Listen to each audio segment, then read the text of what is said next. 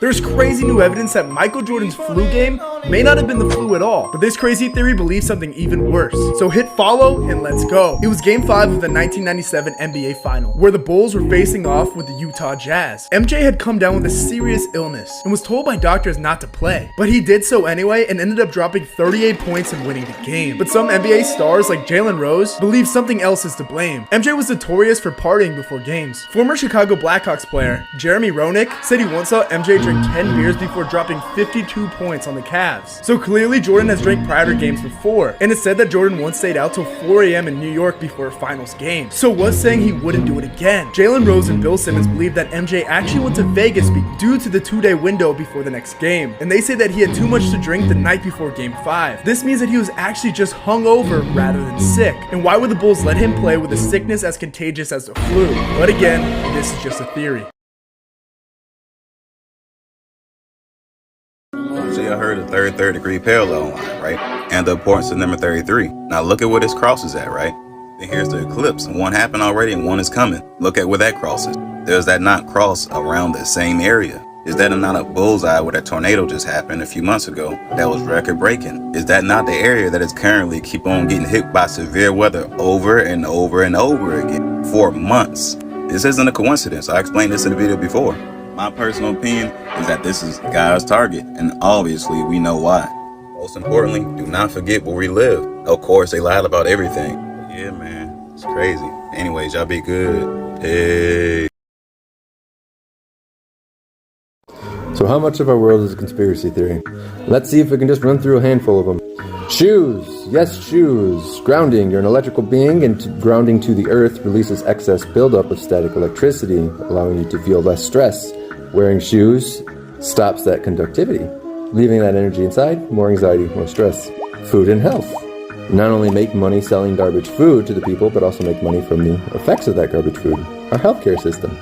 Education. You ever wonder why you're not taught finance, taxes, debt, any of these things, emotional intelligence and control what are emotions, how to optimize oneself, control emotions, detach from emotions, see emotions for what they are? Why are we not taught these useful things in education, but just taught facts and figures? Technological innovation. We had cars that ran off of water years ago. Nikola Tesla. What happened? J.P. Morgan is famously quoted by saying, if I can't put a meter on it, I don't want it. So he shut him down and went with the other electricity. Then consider the atomic nature of things. If everything's energy atomically, then we should just be able to tap into it atmospherically. And then water, hydrogen, oxygen, both fuel sources. Why can't we just use water as fuel? The Federal Reserve and the monetary system. The U.S. as a corporation and its citizenry as assets. For collateral, which allows for the printing of money, right? Taking loans from the Federal Reserve. Printing money is just a loan, and you are the collateral. Why is there a bond number on your birth certificate? And what is going on in Antarctica? What happened? All the countries agreed that no one shall go there. Why? Toiletries. Why is it that you have to use shampoo to remove oil from your hair just to use a conditioner to put that said oil back in your hair? What are you absorbing through your skin with your toiletries? What's in those things? The observer effect, that your consciousness actually creates reality. It has an effect. And collectively, that effect is magnified. Hence, media, movies, TV shows, influencing your view of reality to have a collective similarity to create a specific reality. I think that's enough. This conspiracy theory is guaranteed to blow your mind right out of your head. It says that the Great Reset is just a plan to get Satan back onto the middle realm, which is Earth. And the elitist cabal responsible for all this uses oppressive technology and mass suffering, enabling him to manifest into this realm. It says Set lost the world of creator gods, was disembodied and cast down to the netherworld, then was renamed Saint Enlil. And it says there's 3 creator gods, Enki, Sophia, and Enlil. And Enlil was also known as Set, El, and Saint Enlil.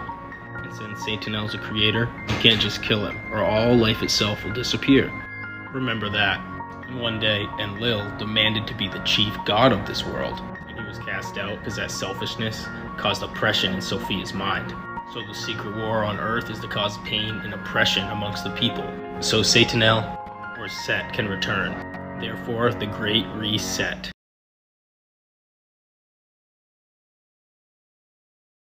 All these cell phones have what in them? Artificial intelligence. Somebody's soul is in every one of our cell phones, family. This is somebody's soul and spirit, nigga. That's what artificial intelligence is. That shit creepy, but it's the truth. Because the truth is true, even if nobody believes it, nigga. Yes, nigga. Artificial intelligence is actually living souls and spirits, nigga.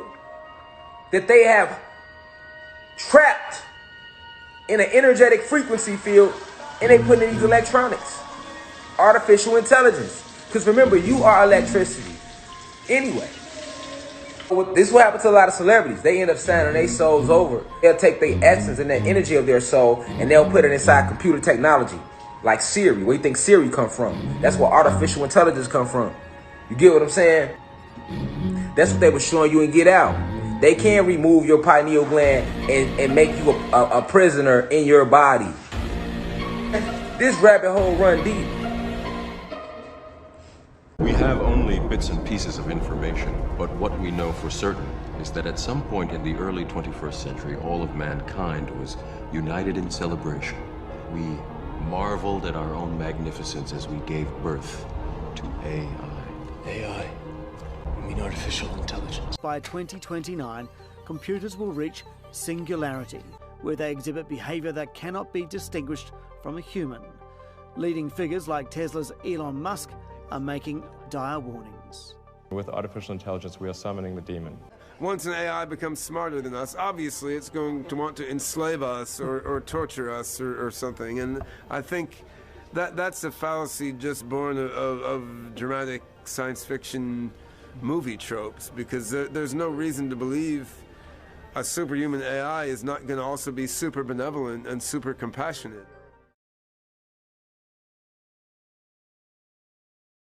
This is one of the most interesting conversations to take place in a comment section. The amount of people that are coming together and talking about this entity that they're experiencing, this dark entity. What is he? What does he want? And I just want to ask, on a larger scale, have you seen the Hat Man?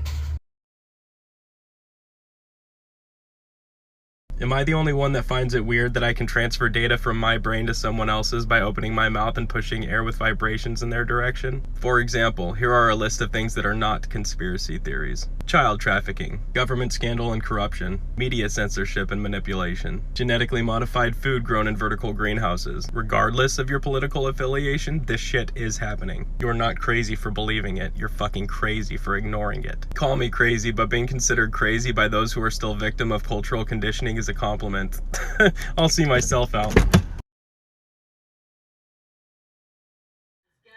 Tell me this shit ain't real. Tell me they don't do this to real artists in real life, bro. Watch this.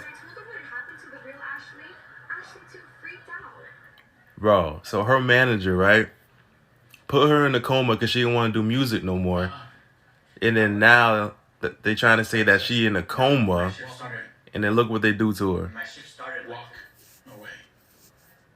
This is crazy, bro. I'm telling you, they tell you. Look at this, bro. Listen to what the managers say, bro. Listen, just watch what they do. Well, if she's stable, that's actually the creative center. A whole lot of activity here. We only need 10 songs. Mm. One album, that's it. Mm. Might take a while. Her thinking's likely to be disordered. Mm. Extracting the songs from their brain. Watch this. Start the body scan.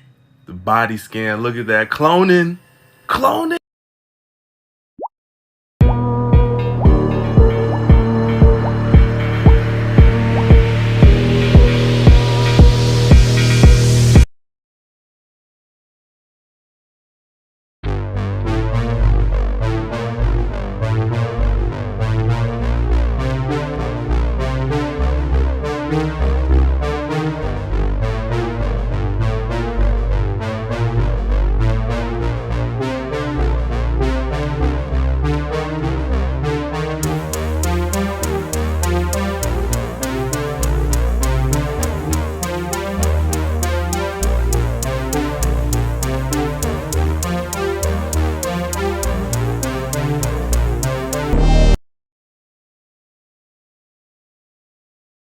What the fuck is this? Hey, imagine it as a crack in the sky. Huh. They touching the firmament right now. They can't get through though. That's not no space launch. That's firmament. That's water. Look at that, bro. Hey, good. Look at that shit. It's spreading. It's like sky sperm. They're going through the firmament, bro. They're trying to break it. They're trying to break that shit, bro. No, the Nah, man, look at that shit. That's a real ship coming out of that. Oh, that is a shit. Whoa. We live in a glass dome, bro. Wait, what is that? That look like glass. Well, y'all got that on camera? Hey, Nance, you know you gotta send me that one. It's like a big tadpole or something. That's funny, dog. Now we do, man. Listen, they don't believe what they teach you in school, but like what the fuck? Like explain to me what that is. Bro, it's getting bigger. It started out like a fireball. Now look, a white light came out of the back of it. Yeah, you seen that shit, right? They gonna say that's a star, my nigga. Do you know what the Matrix is really an allegory for? Race, and specifically how Black people have been chosen. This is Miss Sophia Stewart now, but this was Miss Sophia Stewart back in the 80s when she was walking around Hollywood pitching her book. What book, you might ask? I'll tell you. This book, The Third Eye. A charming little story about Neo, who is the chosen one who wakes up from the Matrix. Sound familiar? Yes, Sophia Stewart created and was pitching The Matrix. But not only that, the book and story The Matrix, also otherwise known as The Third Eye, that Sophie Stewart written's predecessor, its prequel, is The Terminator. Shade, let's just be real, is because she was a Black woman in Hollywood in the 1980s pitching sci-fi, and she actually was told multiple times directly to her face that Black people don't participate in sci-fi. Which is bullshit. So you can imagine Miss Sophia's surprise when she was sitting in the movie theater for another film and saw the preview for this film. Gutted. And then she sees the preview for this. And unfortunately, in the 1990s, a Black woman running around claiming that she wrote two of the greatest franchises in sci-fi history just wasn't happening. No one was hearing her out. The Matrix's whole plot was about how Black people were the chosen ones and how they need to break away from the conformity of white society to realize who they truly are in this world. And these ladies and all the people involved in the studio stole that from her, and she's been fighting for it for like decades. She actually wrote all about it in her book, The Mother of the Matrix. You can go on her website. I think it's called themotherofthematrix.com or sophiastewart.com. So the Wachowskis deny her ever creating anything. They say that they created it. They whitewashed the entire cast when everyone's supposed to be Black, and except for the agents who were white in the story too. How did you come up with the Terminator? Take us there and the Matrix. The Terminator is the prequels to the beginning of the Matrix. Sarah Connor is actually Neo's mother. So JC, John Connor's Jesus Christ, grows up to be Neo, one and the same in the Matrix. The Matrix is in the future. The Terminator is the past. It's time travel, past, present, and future time travel. It's the second coming of the Christ, the evolutions of consciousness, man versus the machine. So the machines, the Terminator machines, hear that a child is going to be born that's going to terminate them in the future when they oppress man. Welcome back to 5D Mystery School. I just have a quick observation for you. Something to pay attention to. So I'm not sure if you guys remember this. Truck with 100 monkeys crashes, some of them missing.